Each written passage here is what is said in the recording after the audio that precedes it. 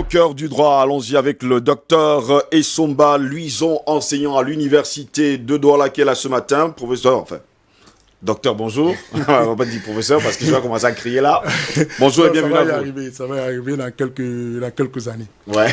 On se prépare pour cela. Non, on le sait pertinemment. Oui, bonjour Steve Gold, bonjour aux nombreux téléspectateurs de DBS. Je salue avec respect l'autre copanéliste. Et sans oublier bien sûr que André Christelle Fanga est resté avec nous. On vous a vu esquisser quelque part après la chanson de C'est la vie.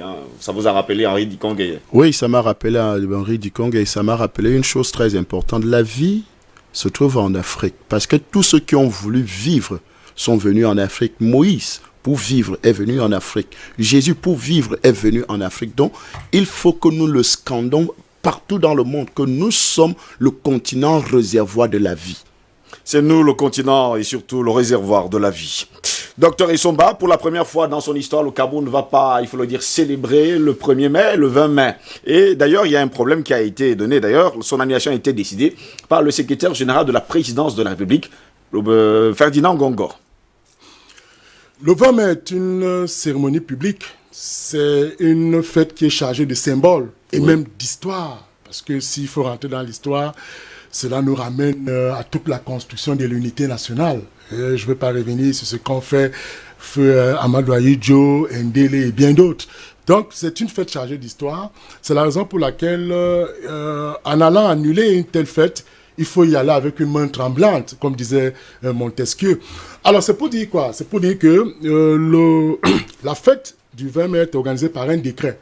Le décret numéro 76-424 du 16 septembre 1976, qui fixe justement les règles protocolaires à observer lors des cérémonies publiques. Et effectivement, le 20 mai fait justement partie des cérémonies publiques. Oui. Justement parce que à cette cérémonie, on prend en compte les préséances, le protocole, les honneurs et tous les privilèges possibles.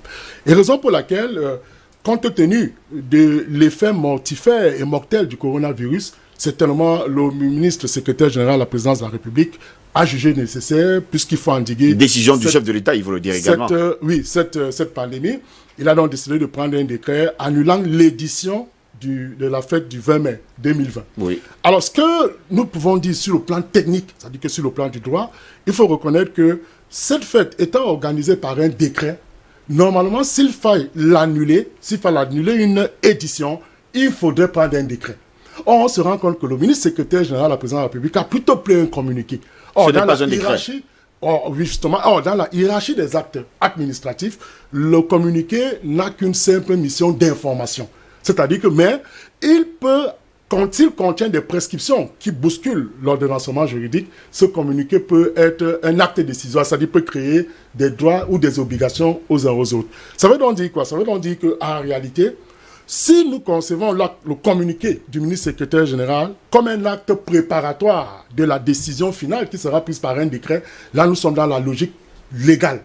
Or, si cette annulation reste conservée dans son amplitude, dans sa forme du communiqué, oui. Il y a donc, sur le plan du droit, un problème qui ne tient pas. Parce qu'il y a une entorse dans le respect de la hiérarchie des actes administratifs. Parce qu'un communiqué ne peut pas annuler un décret. La preuve, vous convenez avec moi, lorsque le président de la République veut déclarer une journée fériée, vous convenez avec moi que c'est pas un décret. Oui. Justement. Donc, ça veut dire qu'on espère qu'un décret suivra pour justement annuler la tenue de ces Donc, jusqu'à preuve du contraire, ce n'est qu'un décret qui pourrait annuler ce décret de 1976. Oui, qui pourrait annuler l'édition. Ça veut dire qu'il n'annule pas la fête. Ça veut dire qu'il annule juste l'édition. Ça n'annule pas le décret, mais ça annule la décision de 2020. Oui. Voilà. Donc, voilà ce qu'il faut préciser. Donc, en l'état actuel, je pense que le ministre secrétaire général de la présidence de la République qui nous suit devrait donc demander au président de la République de prendre un décret pour annuler l'édition 2020 pour que nous restions dans la légalité.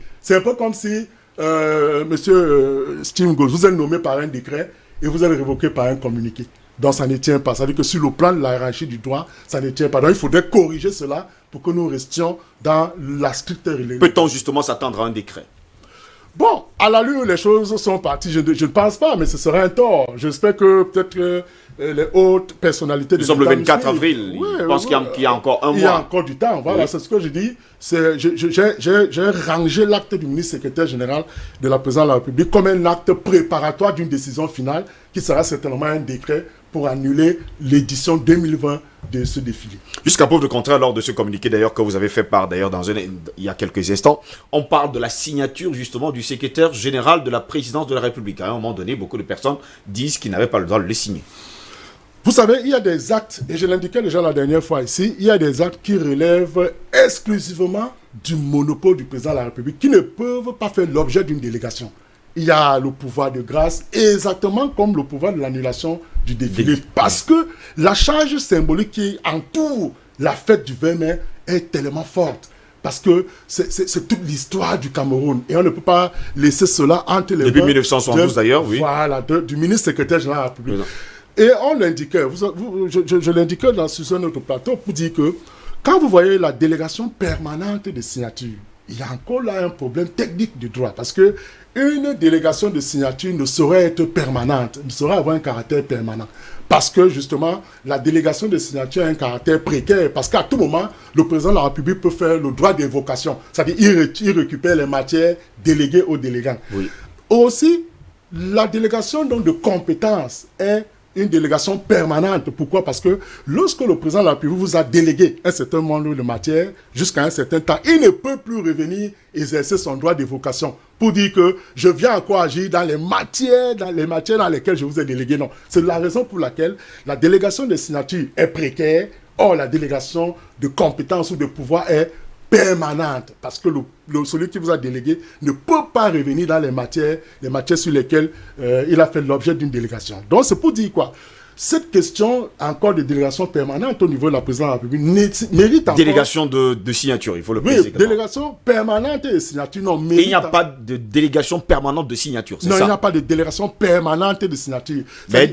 Une délégation de signature ne saurait avoir un caractère permanent. Oui. Seule une délégation de pouvoir ou de compétence a donc un caractère permanent. C'est pourquoi je dis il faut corriger l'intitulé des textes. Parce que, vous savez, quand c'est mal intitulé, les interprétations de droit s'ouvrent.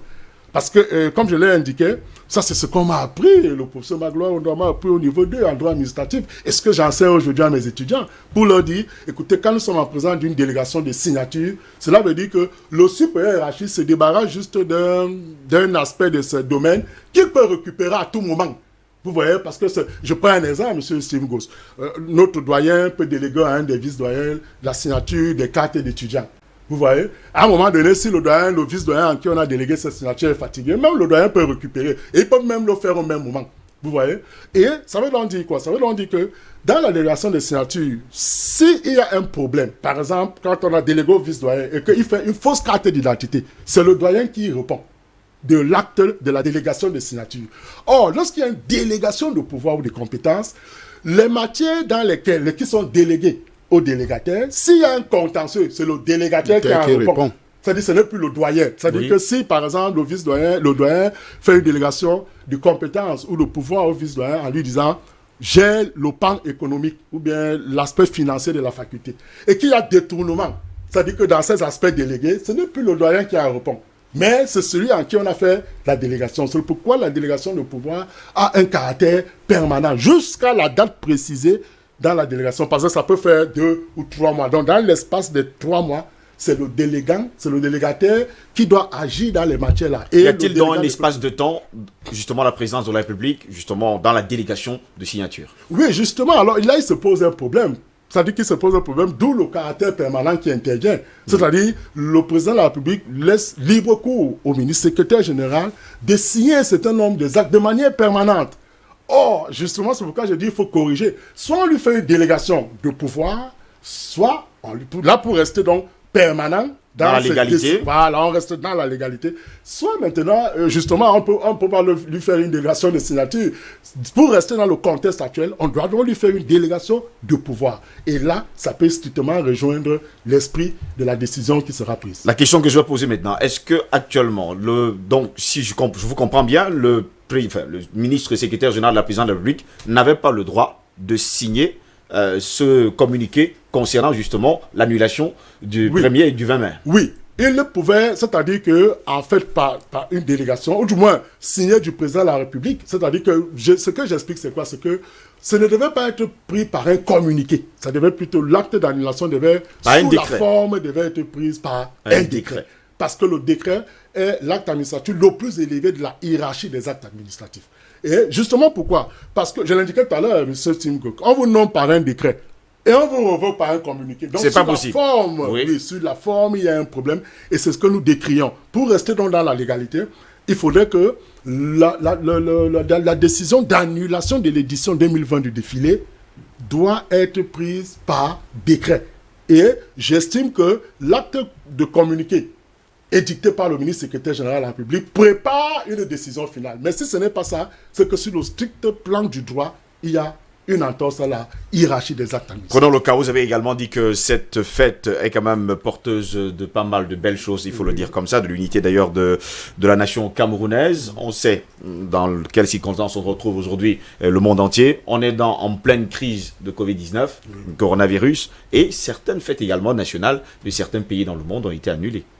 Oui, justement, nous sommes, M. Steve Goss, on ne va pas le nier, nous sommes en face d'une crise mortifère, mortelle, qui a des effets dangereux sur la vie humaine. Je l'indiquais encore sur un autre plateau. Vous savez, aujourd'hui, le coronavirus est constitutif de force majeure au point où cette pandémie a arrivé même à réduire les libertés individuelles et collectives. Vous voyez aujourd'hui, parmi les 13 mesures édictées par le gouvernement, on vous parle justement de la nécessité d'abord de rester chez soi. Après 18 heures, il faut rentrer, il faut rester chez soi. On vous parle justement de la nécessité de ne plus vous retrouver dans un nombre de plus de 50. Donc là, il y a atteinte à la liberté d'association. Vous voyez? Maintenant, il y a autre chose. On dit à telle heure, restez à la maison. 18 heures, on ne peut plus voir personne dehors. Tout ça porte atteinte à la liberté individuelle. Vous voyez? Vous ne pouvez plus aller et venir. Vous ne pouvez même plus vous déplacer. Et même dans le choix du déplacement, il se pose encore un problème. C'est-à-dire que si vous voulez prendre un taxi, il faut respecter le quota indiqué par les tests. C'est-à-dire, s'il y a un devant, il doit y avoir deux derrière. Vous voyez donc que la liberté d'aller et venir est restreinte, et même celle collective. Donc ça veut dire quoi? Les effets de cette pandémie sont tellement négateurs que tous les États du monde doivent monter au créneau.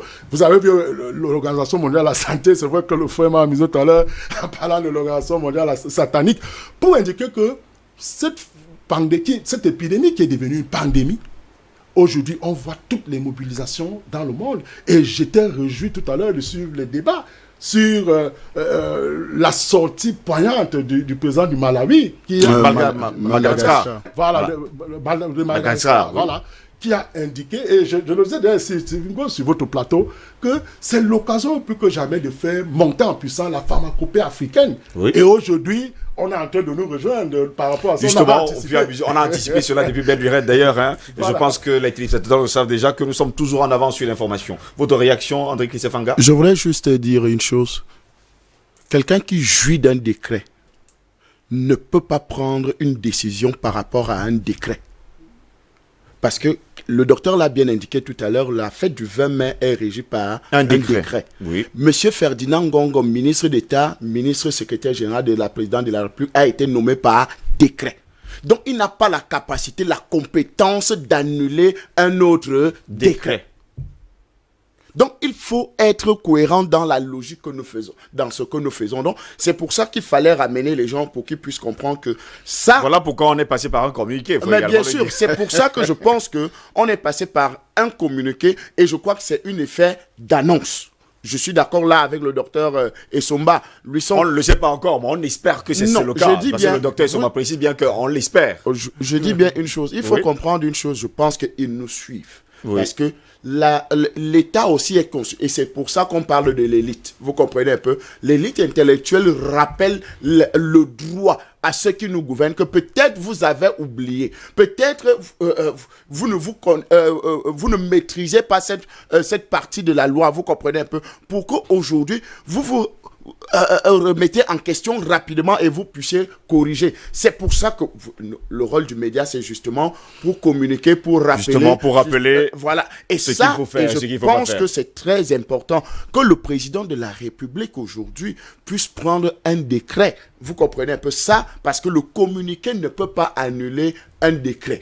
Et ça, il faut le dire clairement. Et la On va pas fête du également 20 mai, oublier. et je Oui, pense allez-y. que la fête du 20 mai, même s'il y a pandémie, même s'il y a tout ce qui... On pouvait le célébrer d'une autre façon ou prendre d'autres décisions que de l'annuler complètement. Entièrement Parce et qu'il y a totalement. beaucoup de pans de cette fête-là. Parce qu'en dehors de l'armée, en dehors des civils, vous comprenez qu'il y a tout un autre dispositif. Et de manière politique aussi, ça prouve un certain nombre de choses. Vous comprenez? Suivez mon regard. Ça permet de laguer certaines suppositions. Nous pensons qu'il n'est pas très urgent d'annuler cette fête, cette célébration, parce qu'on est dans la célébration, mais de réorganiser cette célébration en indiquant peut-être bon, défilé, peut-être ça, si c'est le défilé, ok, on peut annuler le défilé peut-être civil. S'il y avait 100 Voilà. soldats, on peut réduire à 50 On peut soldats réduire à par carré. 50 par carré, ou Oui. bien on peut faire telle chose, juste une parade, mais Mais que bon, chose est quand même curieuse. la c'est que symbolique, ils vont quand même se retrouver, ils vont toujours se la- retrouver, non, c'est quand même le problème. juste que la symbolique puisse rester. Vous comprenez un peu, parce qu'on est dans les symboles. L'État, c'est les symboles. Et si vous commencez à briser les symboles de l'État, parce que le 20 mai est l'un des symboles les plus importants de notre fondation, de notre unité, de notre pays. Donc, il ne faut pas rester une année. Bon, malgré qu'en 1984, ça a déjà été annulé, parce que les gens, ce n'est pas la première fois que le 20 mai a été annulé. Après le coup d'État du 6 avril, dans le 24, il n'y a pas eu défilé. Le du 20 mai, justement. Maintenant, qu'est-ce qu'on fait, docteur Issoumba? Oui, qu'est-ce qu'on fait? Ce qu'on fera, c'est qu'il faut corriger l'acte dans le L'acte, sens de la exactement. légalité. Il Oui. faut le corriger. Toutes ces personnalités nous écoutent. Je pense que le Cameroun est un pays républicain, c'est un pays, un État légal qui a cette constitution libérale. Donc, ce qui est important à faire, puisque nous sommes dans la légalité, il faut ranger l'acte dans le respect de la stricte légalité pour que cela soit conforme à la réalité. Mais maintenant, je rejoins le copanéliste pour indiquer qu'on aurait pu faire cette fête autrement. C'est-à-dire que si le président se trouve temporairement empêché, le Premier ministre peut le remplacer parce que c'est lui qui en réalité bénéficie d'une délégation de représentativité. Tu vois, non? C'est-à-dire que, et même la Constitution, il faut qu'on le dise aujourd'hui, en cas de délégation de pouvoir ou de signature, la première autorité à la bénéficier, ce n'est pas le ministre secrétaire général de la République, mais c'est le Premier ministre. Article 10, alinéa 2 de notre loi fondamentale du 18 janvier 1996. Donc il faudrait que les gens le sachent. Mais maintenant, il faut dire aussi une chose. Le ministre secrétaire général de la présidence de la République fait partie du gouvernement, mais à la différence que lui, il est rattaché à la présidence de la République. Donc cela veut dire qu'en réalité, dans la hiérarchie, il est sous l'autorité du Premier ministre. Il faut qu'on le dise. C'est simplement parce que on avait voulu apporter des clarifications qu'on a mis au début ministre. Parce que quand on restait secrétaire général de la présidence de la République, on avait l'impression qu'il était le supérieur hiérarchique du Premier ministre. C'est le pourquoi on a tout fait pour ramener ministre, maintenant on peut acheter d'État, secrétaire général de la présidence de la République. Et cet éclairage est important parce que les gens doivent comprendre qu'aujourd'hui, il y a une hiérarchie au niveau de nos autorités administratives. Et même, vous voyez, je vous ai cité tout à l'heure le décret de 1976 qui organise le protocole au Cameroun. Vous savez que quand ce décret est pris, il n'existait pas encore l'institution sénatoriale. Vous voyez? Il y avait donc, au moment de présenter les vœux, vous avez constaté à un moment donné, il y avait un duel entre Cavaille et Guedibril et Ignat Dibédi. Un duel qui n'est jamais terminé, il ne faut pas... Ah oui, qui n'est jamais terminé. Mais vous savez, en réalité, ce qui sauve, c'est quoi? C'est que c'est la Constitution qui est venue régler le problème en disant que en cas de départ volontaire du président ou en cas de vacances du pouvoir, c'est le président du Sénat qui assure l'intérim. Or, dans la hiérarchie protocolaire, le test qui organise la hiérarchie protocolaire ne fait pas mention de l'institution sénatoriale. Vous voyez, donc, cela veut dire qu'il faut encore corriger. Voilà encore un autre décret qu'il faut corriger. De 76. Messieurs, je vous dis merci d'avoir été des nôtres ce matin. Ben, je crois que Steve Ngo, ça, c'est les éléments très importants parce que, et je crois que c'est un pan de votre émission qui doit être très bien suivi parce que les effets en fait, les méfaits de notre société sont justement par méconnaissance souvent de certaines règles. Et je pense qu'aujourd'hui, il faut régler cela très rapidement et demander conseil. L'État ne perd rien en demandant conseil. Nous n'avons pas demandé. Nous avons toujours besoin du docteur Somba. Ben, bien sûr, c'est pour ça que je dis besoin de lui parce que on ne il paye faut toujours rien. qu'il soit là tous les jours. Mais bon, bien vous savez, sûr. il est ancien à l'université. Donc, c'est pas tous les jours qu'il pourrait être là. Hein. On n'a rien demandé à l'État pour apporter ses conseils parce que nous nous considérons comme les citoyens. Nous sommes de citoyens, cet État-là. ce pays. C'est pour ça que nous apportons notre contribution pour que les institutions d'ailleurs hein, de puissent notre pays mieux marchent. fonctionner. Merci beaucoup, docteur, d'avoir été les nôtres. Ah, c'est moi qui vous remercie. Bon, je vous supplierai d'ailleurs d'être là lundi, hein, je le dis publiquement. Comme ça, au moins, vous êtes prisonniers. Messieurs, merci. Je vous souhaite bon week-end, docteur Isomba. Bon week-end et vous également à André Clissevangam. Bon week-end également à toute mon équipe qui a été là depuis lundi. Et il faut le dire, hein, au four et au moulin, c'est pas souvent facile de se lever très tôt. Et parfois, ils quittent, il faut le dire comme ça, leur famille, leur femme, leur mari, pour être là tous les matins à 4 heures. En tout cas, à se revoir lundi prochain. N'oubliez surtout pas, comme le disait Molière, les hommes sont si nécessairement fous que ce serait être fou par un autre tour de folie de n'être pas fou. Alors, nous sommes tous plus ou moins fous. Bon week-end à toutes et à tous. Au revoir.